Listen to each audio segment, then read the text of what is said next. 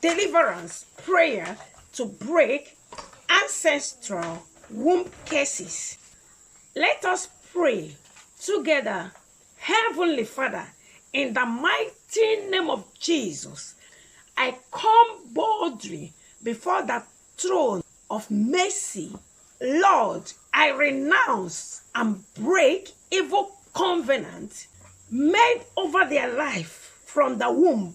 Every ancestral curses, generational bondage, and demonic agreement be destroyed by the blood of Jesus.